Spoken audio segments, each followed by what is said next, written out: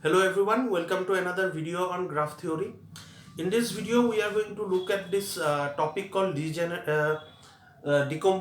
and then K-course and then degeneracy of a graph.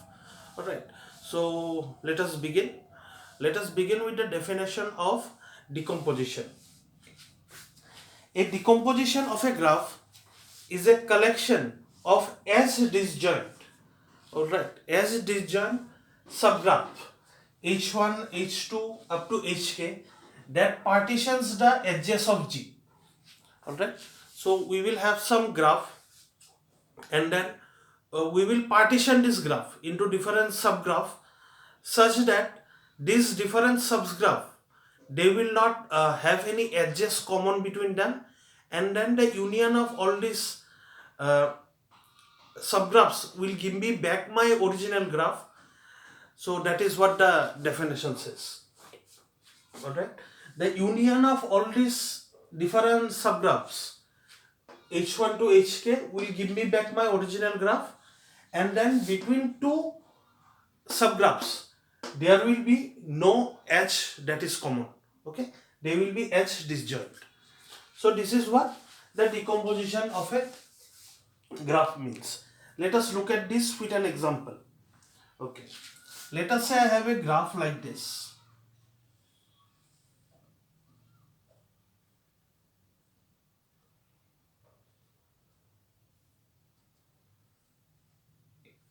Alright, I can do this. I can decompose it into this cycle and then this path. Fine. So this is one decomposition that I have.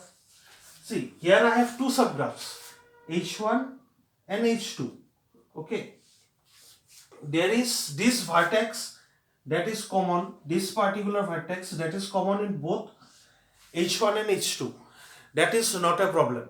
Okay. Vertex can be common in both the graphs, but edges cannot be common. There is no edge that is common in both these graphs. Alright, so this is one decomposition. I can have another decomposition like this. Let us say I had this one edge and then another edge over here. This is say H2, this is H3. Okay, this is one more decomposition. I can have another decomposition like this. This is say H0, this is say H1, this is H2, H3. Okay, this is one more decomposition. Alright, so I can have this, I can divide this graph into lots of different subgraphs. The thing is that these different subgraphs, no edge should be common between these subgraphs. Okay, all these subgraphs should be as disjoint, and then when I union all these subgraphs, it should give me back my original graph. Alright, so that is what graph decomposition is. Now, if I make this decomposition, alright, if I make this decomposition,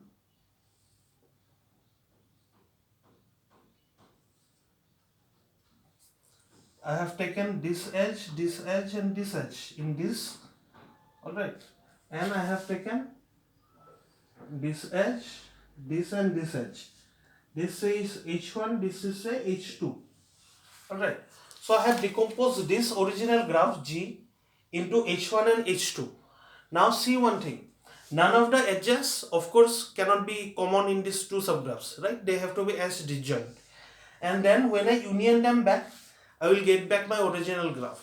Okay, see over here, both of these two graphs, right, both of these two subgraphs, they are paths. Okay, they are not cycle, they are path. So this kind of decomposition is called path decomposition. Okay, so I have decomposed this entire graph into into subgraphs, and each of that those subgraphs are paths. So this kind of decomposition is called path decomposition. Now here is the thing, all simple connected graphs, Okay, graphs that are connected, they will have path decomposition. Most trivially, they will have this path decomposition. I can have this one edge, then another edge. I will take each of the edges, right?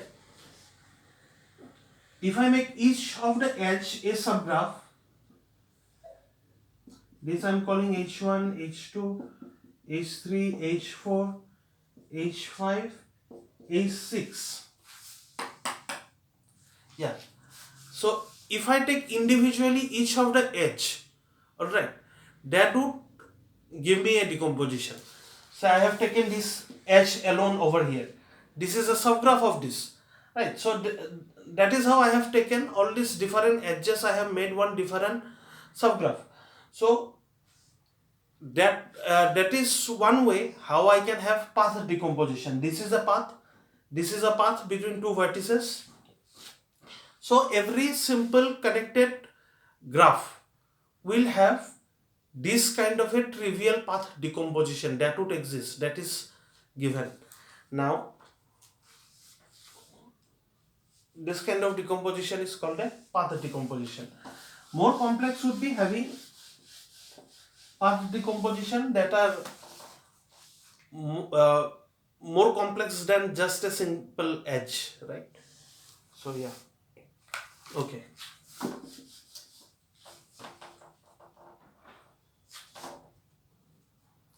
Let us say this is my graph.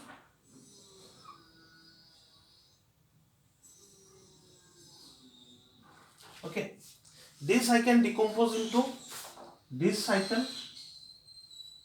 This part I can decompose into this cycle, and this part I can decompose into another cycle, right? So if I decompose like this, okay, here I have two cycles. This is called cycle decomposition, where I decompose the original graph into cycles. Alright? Okay. So we have seen path decomposition and cycle decomposition till now. Okay.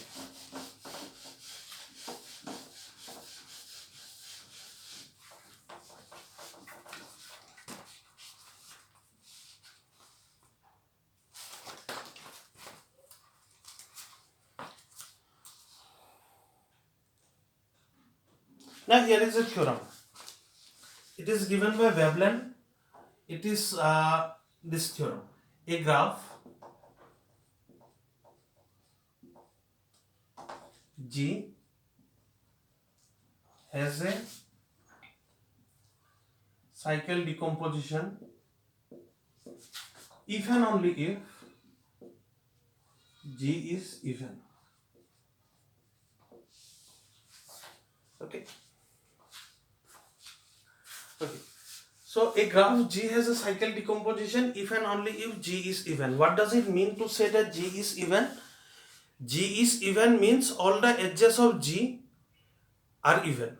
All the vertices of G are even. That is, all the vertices of G has a degree that is a even number. Alright. So, yeah. If all the vertices have even degree, then it is called a even graph. So a graph G has a cycle decomposition if and only if G is even. This is a if and only if biconditional statement. So we have to prove both P implies Q and Q implies P. Okay, P implies Q. Let us talk about that first. If G has a cycle decomposition, then G is even. Let us take any vertex of G. Okay. What does it mean to say that a graph has cycle decomposition? That means I can divide the entire graph into different cycles. Alright. Now, this vertex, let me call it V, will be part of one or more cycles.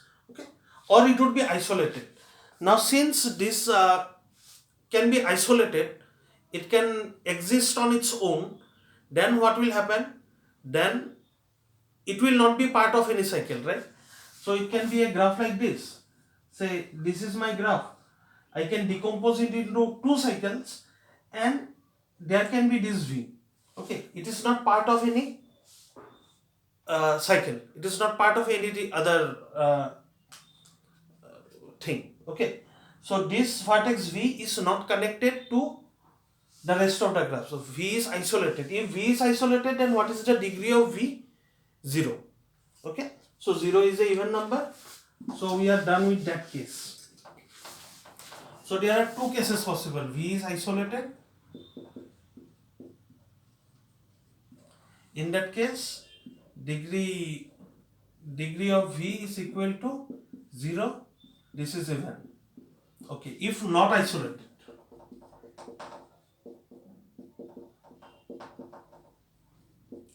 Then what will happen? See, I can decompose this graph, okay, into different cycles. That means this V has to be part of some cycle. Okay, so every cycle that V belongs to will contribute 2 degree to this V. Okay, if it is part of one cycle, it will have a degree equal to 2.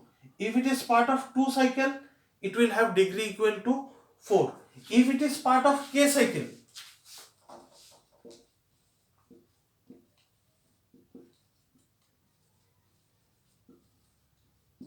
then degree of V will be 2K, which is also even.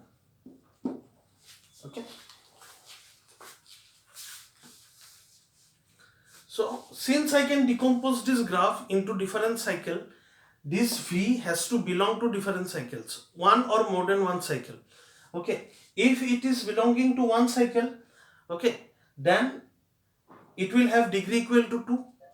If it belongs to K cycle, it will have degree equal to 2K. So anyway, it is going to be an even number.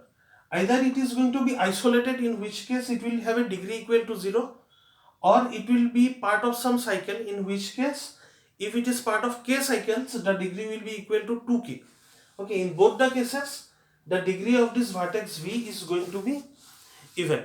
Okay, so we are talking about any arbitrary vertex V over here, not any specific one. So this is how we know that each and every vertex of this graph, okay, will have a degree that is even. So that is how we have proof that if G has a cycle decomposition, then G is even. That is, all the vertices of G are going to have a even degree. Okay, done.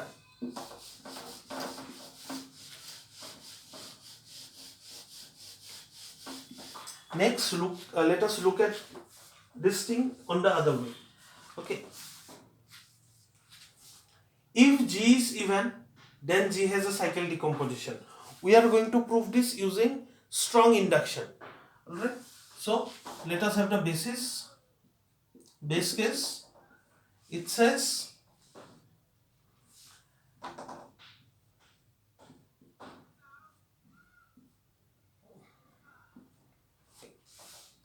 okay, if there is no edge, okay, if there is no edge, then what will happen?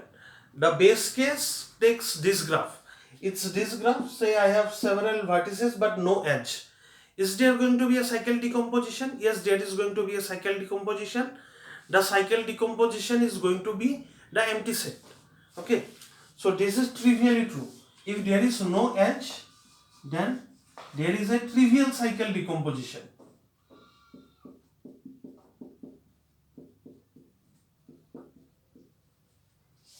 Okay. So this is going to be the empty decomposition.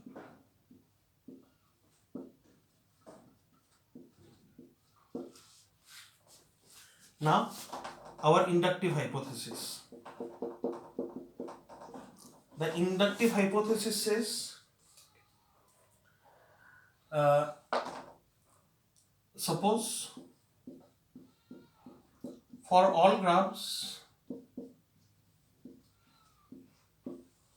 with less than W edges,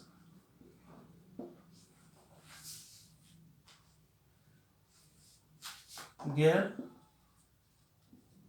exists a cycle decomposition. Okay, now we have to prove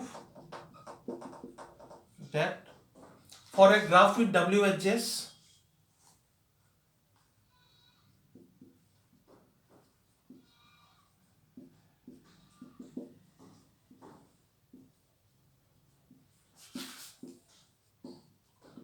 cycle decomposition exists.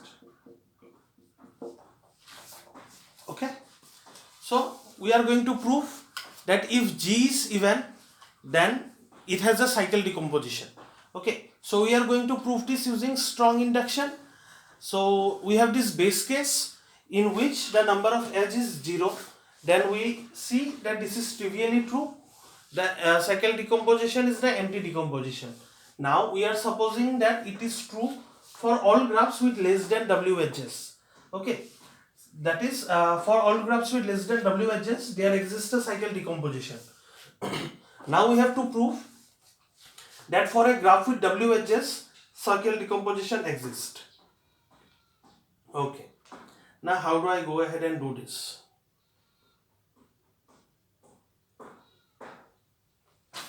Okay, so I hope you have noted this down. I am going to erase this. Okay.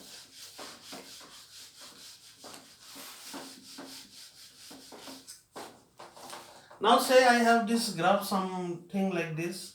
Okay, then some like this. I have this is disconnected, not a problem, and I have a few vertices which are not part of any cycle. Okay, these vertices are isolated, they have degree equal to 0.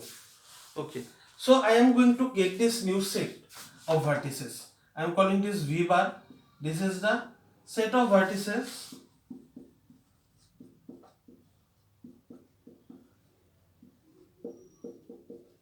with degree greater than 0. Okay, so think about it. All the vertices have a degree that is even. So some of these vertices may have degree equal to 0. Okay, so 0 is also even. Now how do I know that all of these have degree equal to even? That is given. I am trying to prove Q implies P. My Q says that G is even. That means all the vertices have a degree that is even. Now I am going to remove these vertices. Alright, so what I have done, I have taken all these vertices that have a degree greater than 1. Greater than 0. Alright, so I am going to get this new subgraph H, that is going to give me, H is going to be a subgraph that is going to be induced by this V bar. Okay, so essentially from my original graph,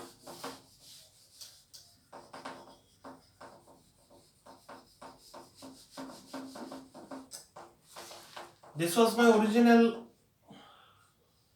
graph. I had a few extra vertices over here with degree equal to 0. I have removed these vertices and I got this graph. Whatever remained, okay, that is now my subgraph H.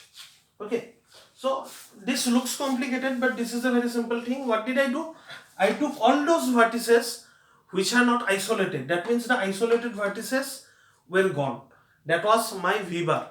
Okay, then from V bar I got this induced subgraph, this one.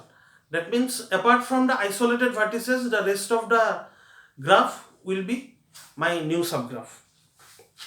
Okay, now what do I know about H? Okay, all these vertices previously they were even, right?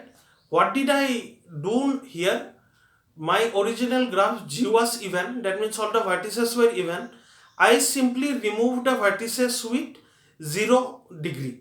Okay, so rest of them I did not make any changes. I did not even touch the rest of the vertices, right? I just removed the isolated vertices. So all these vertices previously it had degree even. Now also it is going to have a degree that is even. Okay, so H is even.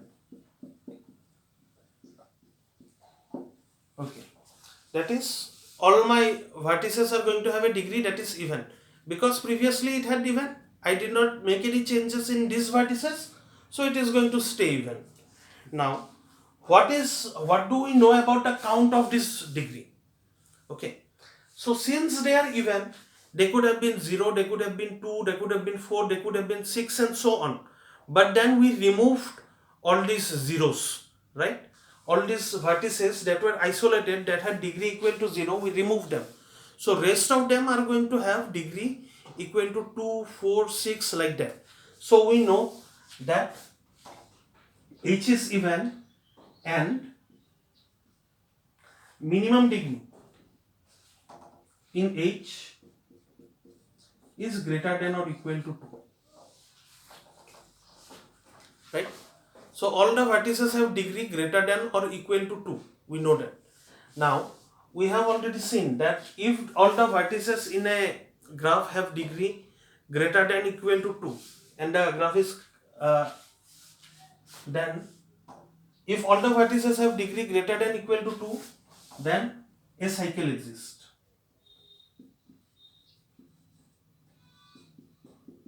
We have already proved this theorem before. Okay, let us call this cycle C. So we had proven this theorem that if all the vertices have degree greater than or equal to 2, then there is a cycle in the graph. Alright. So we have proven, we have made some observation, we have seen that this subgraph have degree, minimum degree 2 or greater than 2. So because of that we know there is a cycle in this graph, and let us call this cycle C. Okay, now I am going to get another subgraph. Let me call it G bar. From here how am I going to get this subgraph? I am going to get this original graph minus all the edges that are in the cycle. I know some cycle exists. I am subtracting that cycle from my original graph. Okay, and that is how I am getting this subgraph. Now what do I know about this new subgraph G bar? Okay, see, originally there was some vertex, okay, that had say some even degree. Now I am removing a cycle out of that vertex. So if I remove that cycle, 2 of the degrees will go away, right? So one incoming and one outgoing. That is how cycle works. So if I remove these 2 edges, then 2 edges will go away. If I remove the cycle, 2 edges will go away. If the V is part of some that cycle, okay. If the V is not part of the cycle, then of course nothing is going to change. But if some vertex V is part of that cycle, and when I remove that cycle, 2 edges will go away. Okay, 2 degrees will go away. Now what is this G prime, G bar? What is happening in here? Okay, either all the vertices are part of this cycle C or not part of cycle C. Alright. If they are not part of cycle C, then nothing is going to change. If they were part of cycle C, then each of the vertex which was part of C is going to reduce its degree by 2. Okay, so still it's going to be even, right? So G prime, because previously each vertex had even degree. Now if that vertex was part of a cycle, then even minus 2 will be the new degree, and that is even. If it was not part of the cycle, then it was even, it is going to stay the same. Okay, still even. Okay, so we know G prime is even because even minus even or even minus 0 is even. Okay, even minus 2 more specifically. What is another thing we know? Another thing we know is this: G prime has lesser edges than G. Okay, think about it. G had a certain number of edges. I am removing a cycle out of G, so G prime is going to have lesser number of edges. Okay.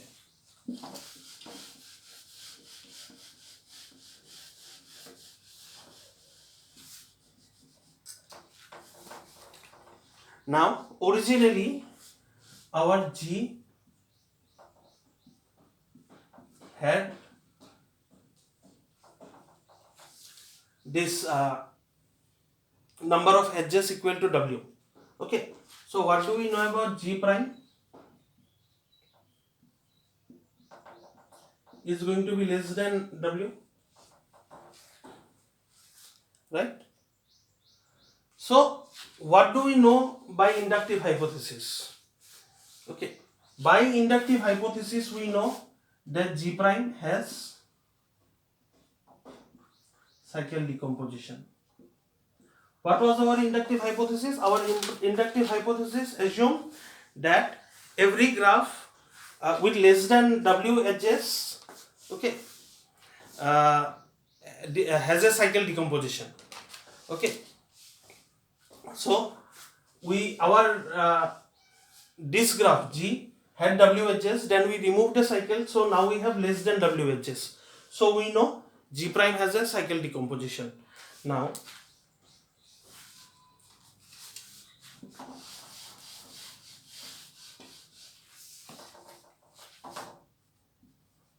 let psi prime be the cycle decomposition of G prime. Okay, now this G prime, we can divide this G prime into different cycles. That is what is meant by cycle decomposition. Okay, so G prime can be divided into different cycles as disjoint different cycles. That cycle decomposition, let us call it psi prime. Okay, this one. Now what do I know? If I have psi prime union my cycle, this cycle that I removed, this C was the name of my cycle, this one that I removed, after that I got some subgraph, in that I have this cycle decomposition psi prime. Now psi prime plus this C is the cycle decomposition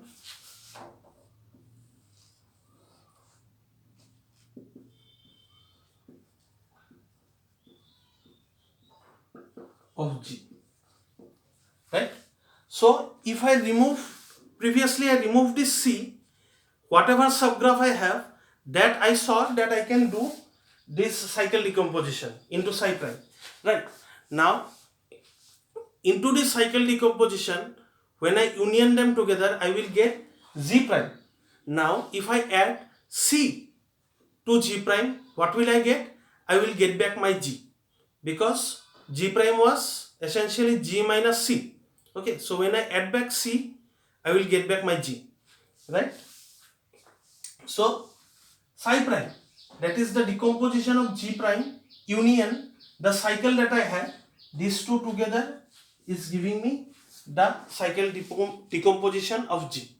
Okay, so that is how we have proven that if G is even, then there exists this particular cycle decomposition, there exists a cycle decomposition of G. This is the particular cycle decomposition that exists.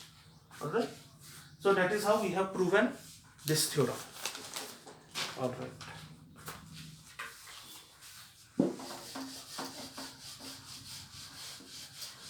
this proof is not that difficult, okay, compared to several other proofs that we did. This is pretty straightforward. Okay, I hope you understood, else reach out to me. Alright, let us look at the next definition. Okay, a H decomposition. Okay, a H decomposition is a decomposition of G such that each subgraph Hi, okay, let me write it down. H decomposition is a decomposition of G such that each subgraph H of I, okay, in the decomposition is isomorphic to H. Okay, so let us look at this with an example.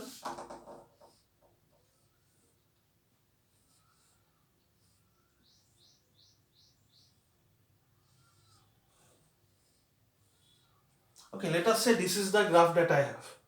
Okay, this I can decompose into this, then this, and then one more this. Okay, this is a 1, 2, 3, 4, 5, 6. Alright, 6 vertices that I have. So this is going to be 1, 2, okay, sorry, 6, 7. This is 7 vertices that I have. 1, 2, 7, 6. This is going to be 6, 2, 3, 5. And this is going to be 7, 3, 4, 5. Alright, so this is the original graph that I have. This I have decomposed into this H1, H2 and H3. Alright, so let us talk about this H1, H2 and H3. Each of them is what? Each of them is C4. Okay, a cycle with 4 vertices. So each of them is C4, each of them is isomorphic to one another. So this is an H decomposition. Okay, where all of these vertices, all of these subgraph that are in the decomposition are isomorphic to one another and isomorphic to H. That is, all of them are isomorphic to H. What is H in our case? All of these are isomorphic to C4. So this is a C4 decomposition. All the subgraphs are isomorphic to C4. Okay. So this kind of decomposition, where the decomposition, if you decompose the graph into subgraph, different subgraph, and all of them, this subgraph are isomorphic to one particular graph H. Okay. Then that kind of decomposition is called a H decomposition. So over here, what do I have? I have this different this graph decomposed into different subgraphs. All of them are C4. So this is, all of these subgraphs are isomorphic to C4. So this is a C4 decomposition. H in this particular example, H is C4.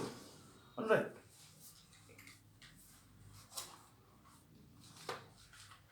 Okay.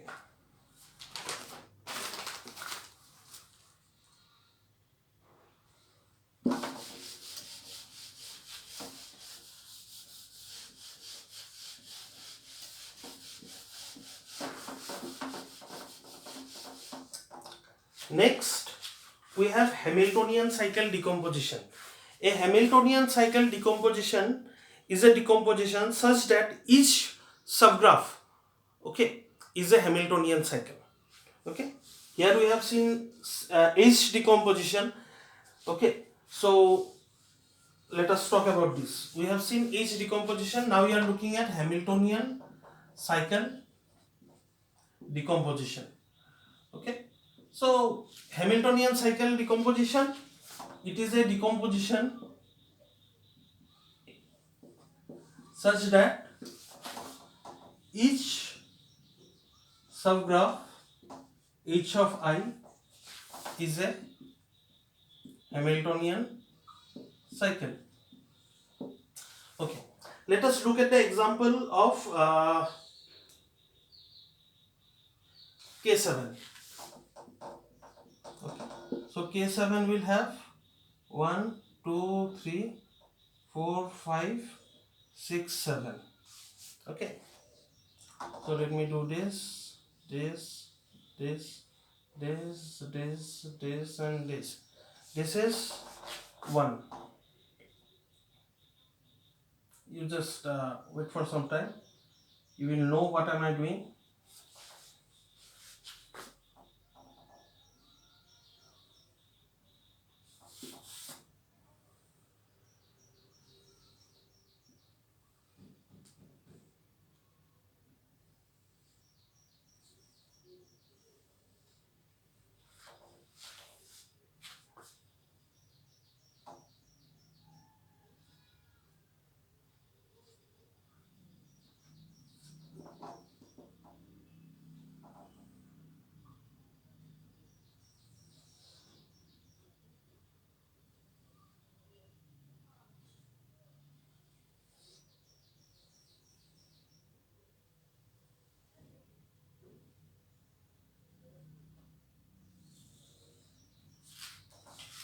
Okay.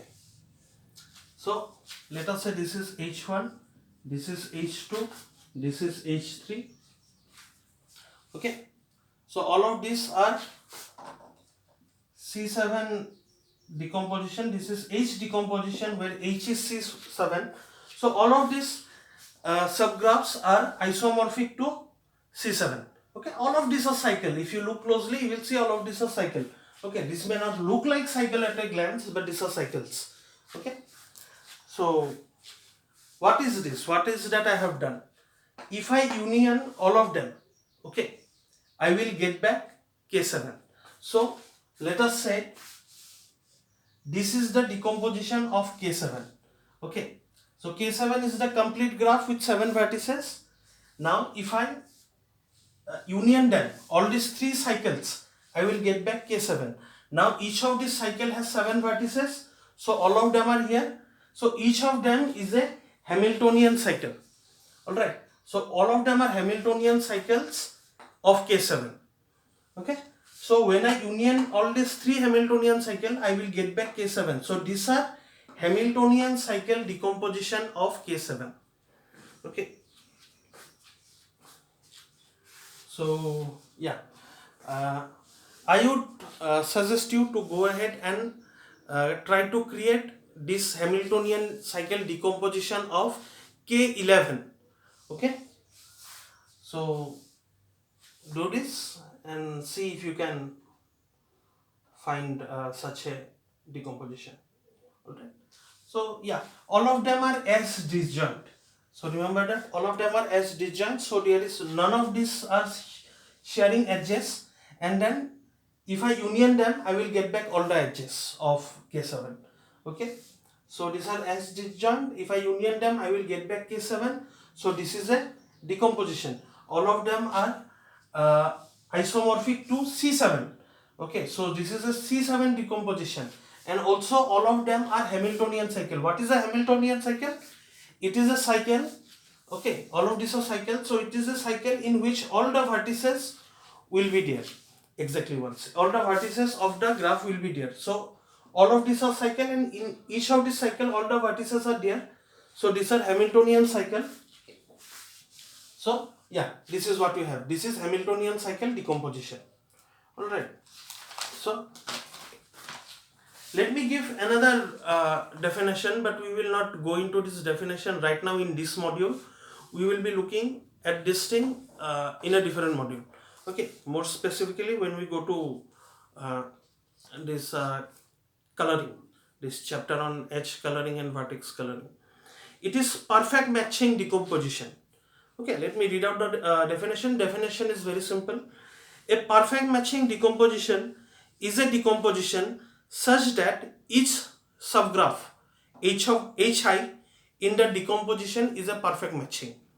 Okay, so it is a decomposition of the graph such that each subgraph is a perfect matching. Now we will talk about this in details later on. Okay, let us move on into the next topic.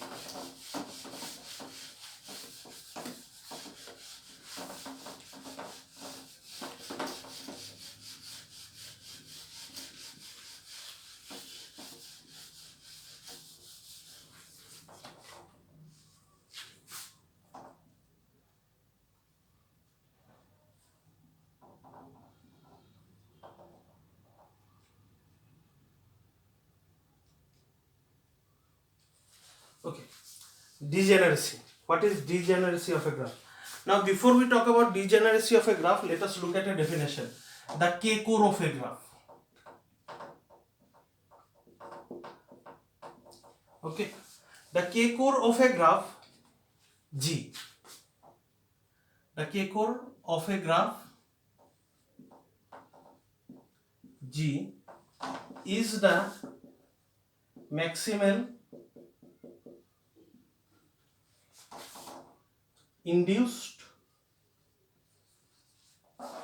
subgraph H,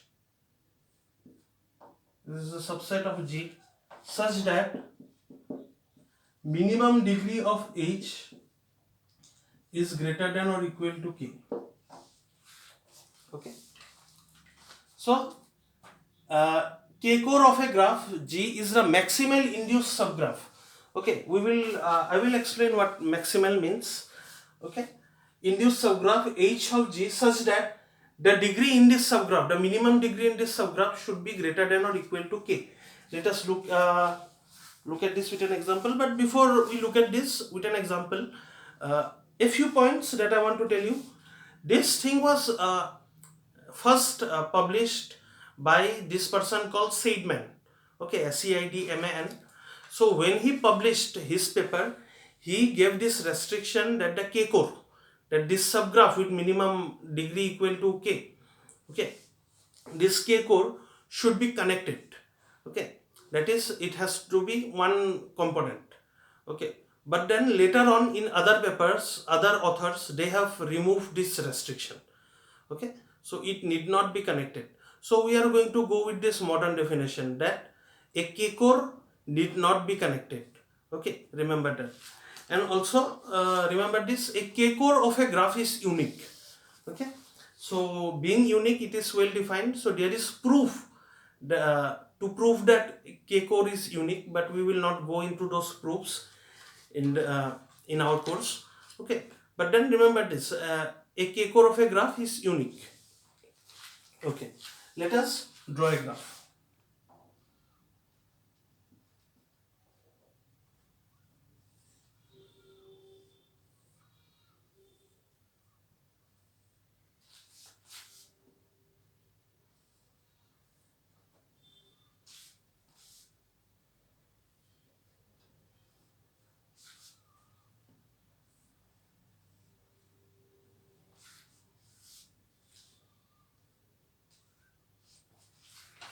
Okay, let us say this is my graph.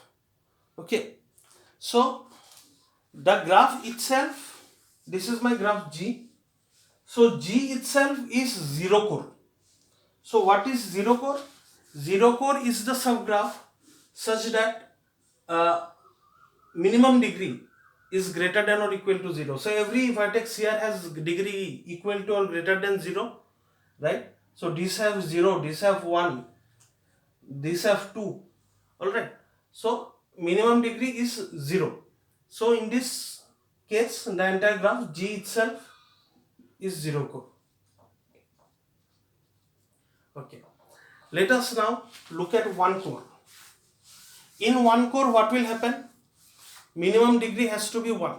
So these vertices, this will not be here. Okay. So this subgraph will be the one core. Okay. What will happen if I remove this edge and that vertex also and get this subgraph? This will not be the maximal subgraph. Okay. So it will not be the maximal induced subgraph. I need to have this. I need to have every possible vertex and edge that I can have. I had these two vertices. This I can remove. I am finding one core. Okay, in one core, all the vertices should have degree greater than or equal to 1. So these vertices, they cannot be here. They have degree equal to 0. So I need to take all these vertices with degree greater than or equal to 1. These vertices will go away. I cannot remove any vertices over here. Okay, if I remove this vertex and this edge, if I remove this vertex, okay, this edge will get removed. Then what will happen? This will not be maximal. Okay, so I need to take the maximal one. This will be the maximal one. Okay, only these vertices with 0 degree will go away. Okay, this is one core. Now let us try to find two core. Okay, this is one core. All the vertices will have degree equal to or greater than 1. So all the vertices here has degree greater than or equal to 1. Let us now try to find two core. In two core, what will happen? All the vertices will have degree greater than or equal to 2. So this vertex will go away. This is degree equal to 1. This will go away. Okay, this is degree equal to 1. This will go away. This has degree equal to 1. This will go away. Now what about this? When I remove this vertex, now this previously it had degree equal to 2, now it has degree equal to 1. No, this also will go away. Okay. Now I am left with this. This is my 2 core of the original graph. It has degree, each of the vertex has a degree greater than or equal to 2. These have 2, these have, all the other vertices have degree greater than 2. Now let us go ahead and find 3 core. Okay. So this have degree equal to 2, this has degree equal to 2, this will go away. Whatever remains has degree greater than or equal to 3. So this, out of my original graph, this is my 3 core. Okay. Now is there any 4 core? This is degree equal to 3, 3, 3 and 3. Okay. If I removed all these vertices, there will be no subgraph. Okay. So there is no 4 core of this of that graph that I had. Out of that graph I got 1 core, 2 core, now I am getting 3 core. Okay, I will not get any 4 core. In 4 core what should I have? I should have the vertices that have degree greater than or equal to 4, but I will not have any such vertex, right? So 3 core is the maximum that I can get. Okay, fine. This is the 3 core and there is no 4 core. All right. Now let us define something.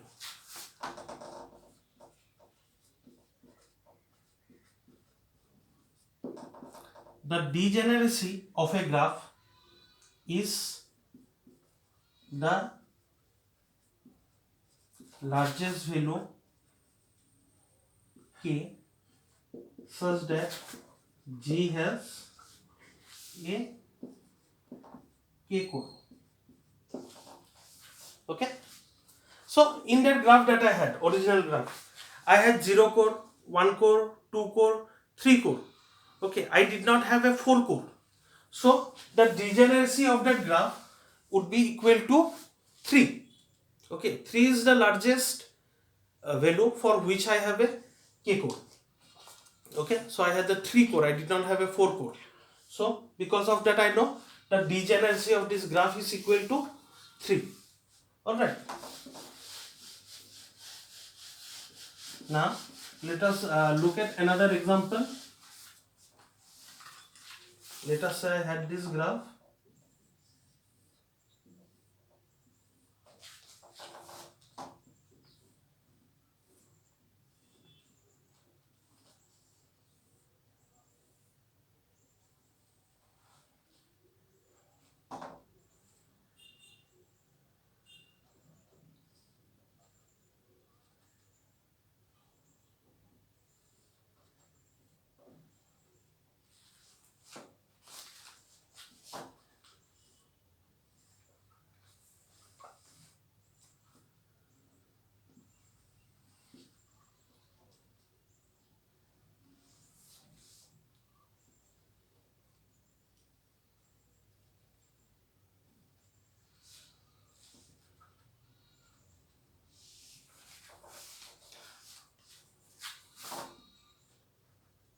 Okay, let us say this is my graph.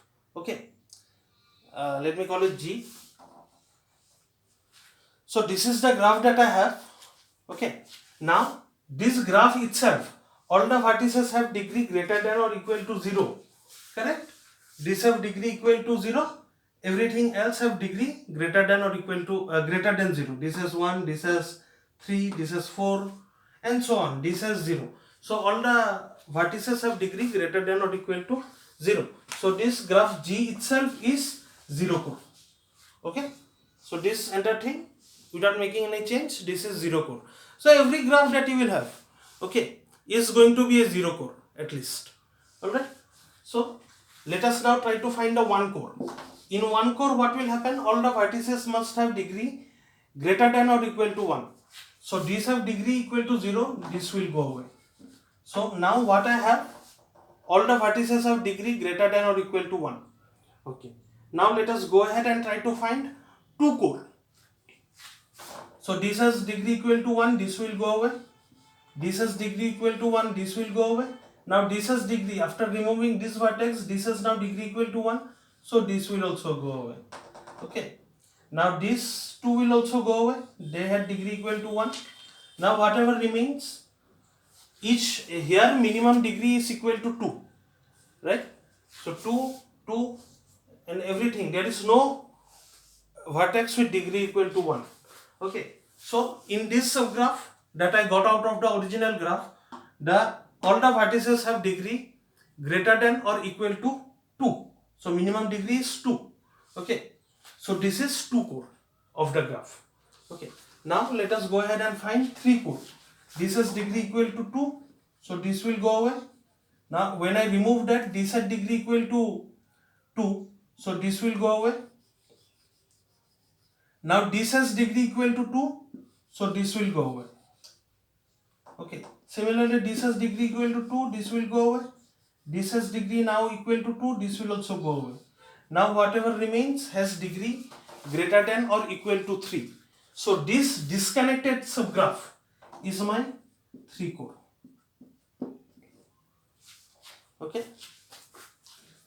Now each of them is what? K4. Okay, isomorphic to K4.